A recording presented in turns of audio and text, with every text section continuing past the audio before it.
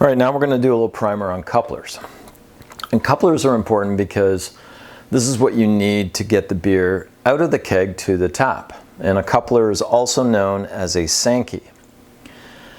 And these were basically created in the late 50s, Sankeys were. And then we have 5 major ones that we're using in North America currently. And the 2 that I'm showing in this particular video are called the S coupler and the D coupler. So this is the D coupler, stands for domestic, and this is the S coupler, which is an imported keg, typically European.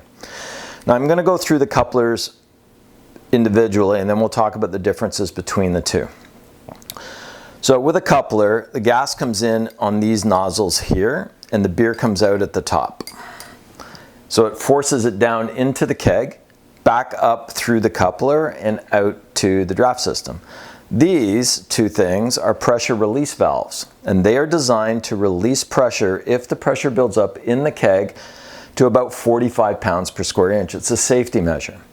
A lot of people in the industry pull these things because they think that when the beer is foamy, pulling this is the right thing to do. But in essence, pulling that releases carbon dioxide out of the beer.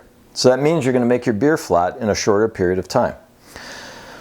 So 2 things to look at. This particular coupler, the D coupler, is in the on position. That means it's been clipped down. So it's now engaged into the keg down here. This is the S coupler, which is the European one. You'll see that this handle is up, which means that it is not engaged. But when you look, you can see that this probe is much longer than this one. And that's the big difference. The domestic coupler, the probe is short and wide.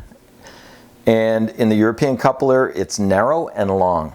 Now they will fit on the same keg. They just won't perform.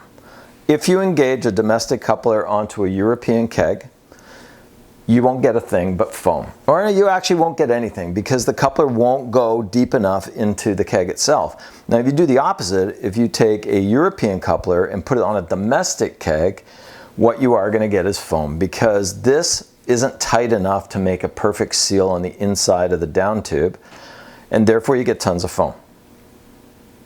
Pretty easy little setup. These things also need to be cleaned on a regular basis because they are also entry points for bacteria.